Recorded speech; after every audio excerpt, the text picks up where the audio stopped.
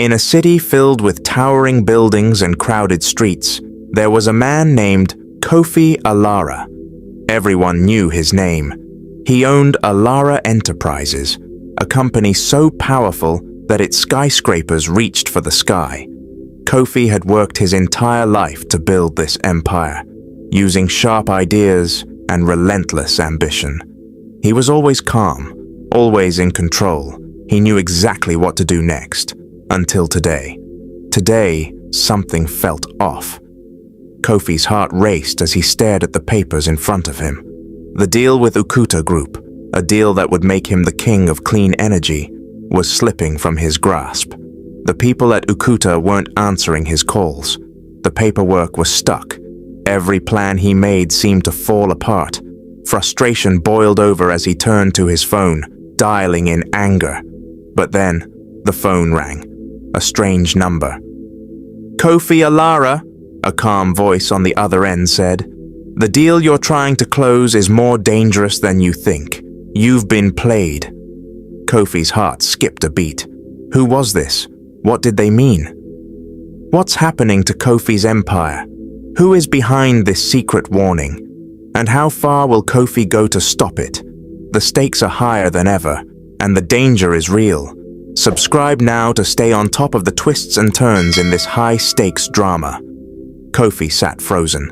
He had always trusted his instincts, and now his gut was telling him something big was happening, something he wasn't prepared for. The deal, the mystery voice, the strange feeling in his chest, it was all connected. As the clock ticked on, Kofi knew one thing for sure.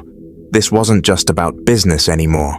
Something dangerous was coming, and he had no idea who he could trust. The question wasn't just about whether the deal would happen anymore. The question was, who was behind it, and what were they trying to hide?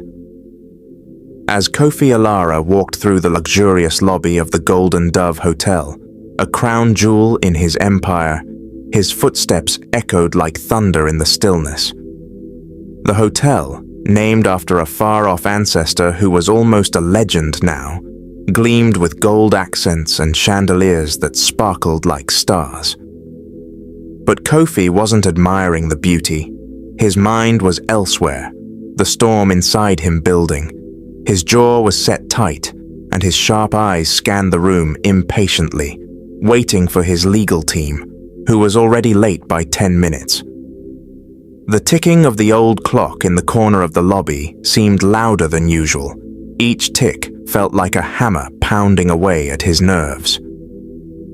He remembered an old lesson, one that came from a man who had once guided him through his early years in business. The man, Alistair Henderson, was an old-school businessman who believed in kindness and patience. "Kofi," he had once said, "your ambition is a fire. It can build great things, but if you don't control it, it will burn everything you love, including yourself." Back then, Kofi thought Henderson was just an old man who didn't understand the fierce world of business today. Now, though, Henderson was a retired board member, his voice just a distant echo in Kofi's mind. The warning, like the clock ticking, was still there, but he pushed it away. He had too much at stake now, too many dreams to build, too much power to hold on to. Zara Nia moved gracefully across the shiny marble floor of the Golden Dove Hotel, blending into the elegance around her. Unlike the grand, polished surroundings, she didn't stand out. She seemed to absorb the beauty of the place, her presence more quiet and gentle. Today she was arranging a bunch of delicate ivory orchids and soft pink peonies. The flowers whispered of fleeting beauty, like something precious that could slip away if you weren't careful. The hotel was just one of Zara's jobs. The other was at the Ethelberg Community Library, a quiet haven filled with the smell of old books and the sound of pages turning. Zara loved helping people there, curating collections, sharing her passion for stories. Every penny she earned from both jobs was carefully counted and spent. It all went toward taking care of her younger sister, Zuri, a talented art student whose dreams Zara wanted to see come true. And it was her shield, her defense against the constant worry of being thrown out of their small apartment. The sweet scent of the flowers was a little piece of peace in a life that felt like it was always hanging by a thread. But for Zara, it was enough to keep going, one step at a time, one arrangement at a time. Their worlds are about to collide. Will Kofi's empire crumble, or will Zara rise above? The stakes are higher than ever, and the drama is just beginning. Subscribe now to stay on top of the twists and turns of this high-stakes journey. Kofi mind-racing with frustration over a vague and cryptic email from Tanaka's chief negotiator, moved through the hotel lobby with purpose. His Italian leather briefcase swung like a pendulum as he turned sharply, lost in thought. Meanwhile, Zara Nia, stepping back to admire the delicate beauty of her floral arrangement, didn't notice Elias's path. Without warning, their worlds collided. The crash in itself was small, a simple bump, but the impact was enough to scatter petals from her flowers, drifting like snowflakes onto the shiny floor. Zara gasped, startled, instinctively reaching to steady herself. For Elias, however, the incident was the final spark. "Watch where you're going, you clumsy fool!" His voice exploded, filling the space with a fury that seemed to slice through the air. The words were sharp, the tone unforgiving. It was as though the whole world had paused at that moment. Conversations stopped. People turned to look. Zara's heart raced in her chest, a wave of heat rising in her cheeks as she looked up to meet the eyes of the man who towered over her, his face twisted in anger. "I'm so sorry, sir," she murmured quickly, her voice barely above a whisper, but her apology was drowned out by his next words, each one sharper than the last. "Sorry?" Elias's voice, usually smooth and controlled, was now raw, sharp, like a blade scraping against stone. "Do you even realize the damage you could have caused? Do you know who I am? My time is worth millions, not wasted on picking up your flowers." He waved his hand dismissively at the scattered orchids, his words cutting through the air like a whip.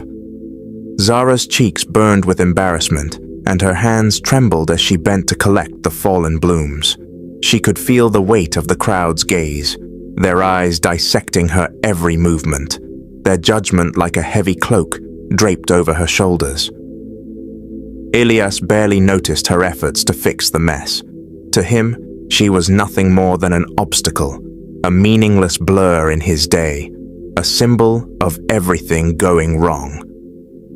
Before his security detail could step forward, before Zara could even stand fully, his hand shot out, adorned with a heavy gold ring bearing the thorn crest, and struck her. The sound wasn't just a slap, it was a sharp, sickening crack, a brutal punctuation that broke the silence of the lobby. The gasps from the onlookers were like birds flying suddenly from a tree, rippling through the space. Zara stumbled backward, her hand flying to her cheek as the fiery sting bloomed across her face. But it wasn't the pain that took her breath away. It was the humiliation, the raw, undeniable shame that burned deeper than any physical pain. Tears welled in her eyes, but she blinked them back, determined not to show him her weakness. When her eyes met his, there was no fear in them.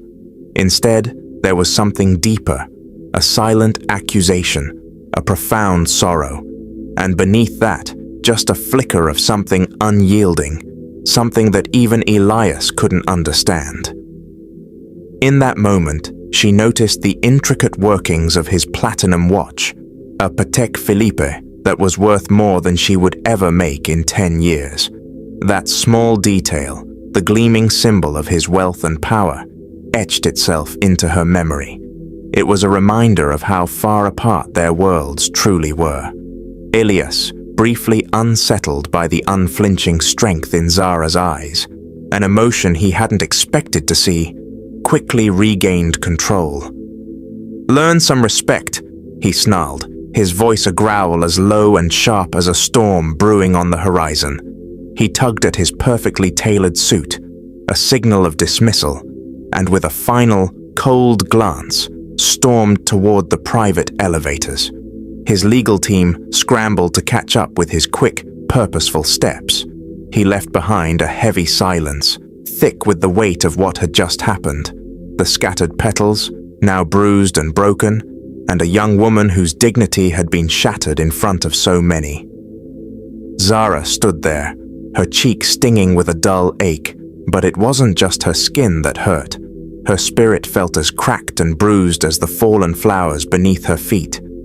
As she collected the last of the petals, the gazes of the onlookers felt like physical blows, every stare a reminder of her public humiliation. Maria Rodriguez, Zara's close friend and fellow florist, had been inside the flower shop enclave when the incident occurred. Seeing Zara, her face flushed and her body stiff, Maria's fiery, protective nature flared up. She rushed over, her voice full of anger and disbelief. "Zara, Madre de Dios, are you all right? That animal, who does he think he is?" Maria's outrage was like a tiny spark of warmth in the cold emptiness of Zara's humiliation. "Let's go to the manager's office. We'll demand an apology, maybe even some justice," Maria insisted, grabbing Zara's arm. But as they started towards the office, the hotel manager, Mr. Davies, a man whose backbone seemed to melt whenever Elias Thorne's name was mentioned, intercepted them. His face was a perfect mask of concern, his words carefully crafted to sound comforting, but hollow. He offered Zara a glass of water, his actions so rehearsed they felt fake.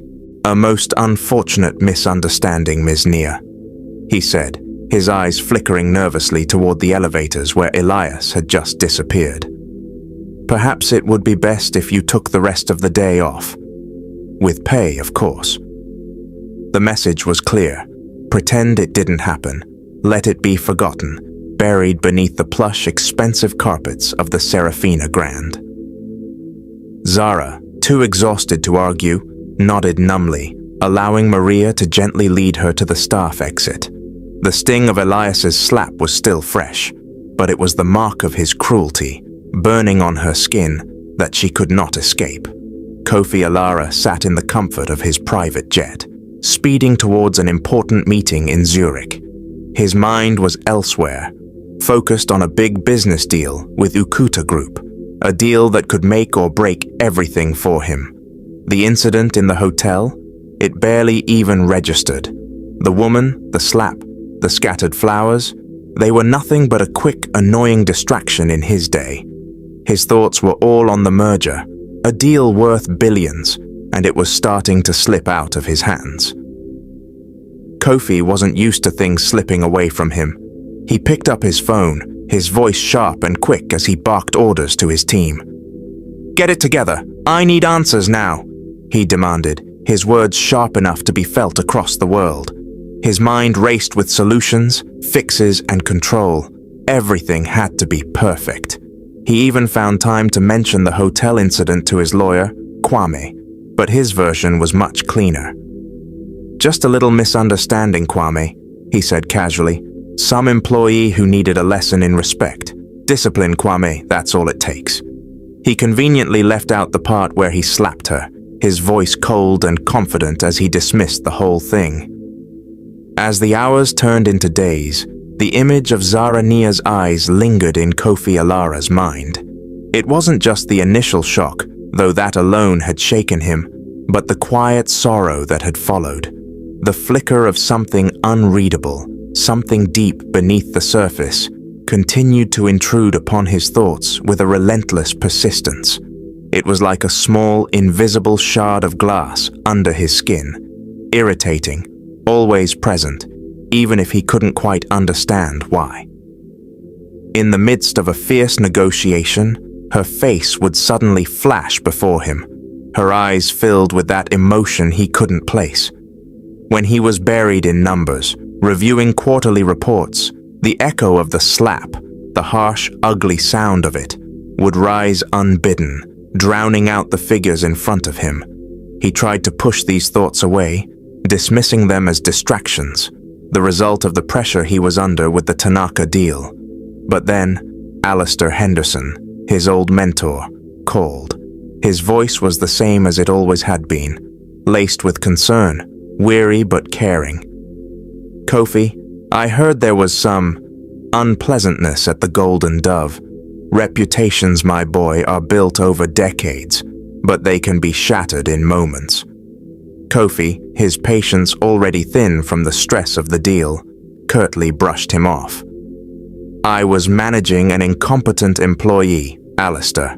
Nothing more." He knew deep down that it was more than that, but admitting it to himself would be too much to face right now. Meanwhile, for Zara Near, the world had tilted on its axis. The physical sting on her cheek had faded quickly, leaving behind a faint purplish bruise that she carefully covered with makeup. But the emotional wound, the searing burn of public humiliation, throbbed deeply, lingering far longer. Her friend Maria Rodriguez, ever the protector, had wanted to go to the press, to expose Kofi Alara's cruelty for the world to see. "He can't get away with this, Zara. He's a monster," Maria had shouted, fire in her eyes. But after a long, tearful night, Zara had talked her down. The thought of her face and name splashed across every news outlet. The relentless scrutiny and the victim blaming that would follow was too much to bear. Zara craved anonymity, not a public spectacle, no matter how justified it might be. The next day, Mr. Davies, the hotel manager, called. His voice was thick with forced sympathy as he informed Zara that while her position was secure, it might be more comfortable for all parties if she took an extended leave of absence. The unspoken message was clear. Zara had become a liability. The prospect of losing income, even temporarily, was terrifying. Rent was due. Eleanor, her younger sister, needed her art supplies, and they weren't cheap. The small emergency fund she'd worked so hard to build was nearly gone. Each day felt heavier than the last as Zara struggled to figure out how to hold everything together. Zara Near found a safe, quiet place in the Ethelberg Community Library. It was like a cozy corner where the world outside couldn't reach her. She loved being around all the books, the pages turning softly, the silence wrapping around her like a warm blanket. But it wasn't just the library that made her feel better. It was also her little sister, Zuri. Zuri was usually full of energy and ideas, but since the day Kofi Alara, the mean man, had hurt Zara, Zuri had been extra protective. "He's a bully, Zara," Zuri had said, her little hands balling into fists. "I wish I could paint him covered in snails." Zara couldn't help but smile at the funny thought. It was silly, but it made her feel a little bit better. Zuri, in her own way, was helping Zara be strong. Zara took that strength and put it into something important. She started working on a big project for the library. It wasn't just any project, it was a way to help other people learn and read. She wanted to show that kindness and knowledge mattered more than being rich or powerful. She spent lots of time in the library, reading books and writing down her ideas. One day, she went to a big office called the Alistair Foundation, a place she had heard a lot about but never been. She was nervous but brave. Inside, she met Mrs. Gable, an old kind woman who gave her tea and some papers to help with her project. Zara didn't know it yet, but this little chat would help her dream get closer to coming true. Days turned into weeks, and Zara Near worked hard on her project. Each day, she spent hours at the Ethelberg Community Library, filling pages with ideas and dreams of a better world. But no matter how much she worked, something inside her still felt heavy, like a dark cloud that wouldn't go away.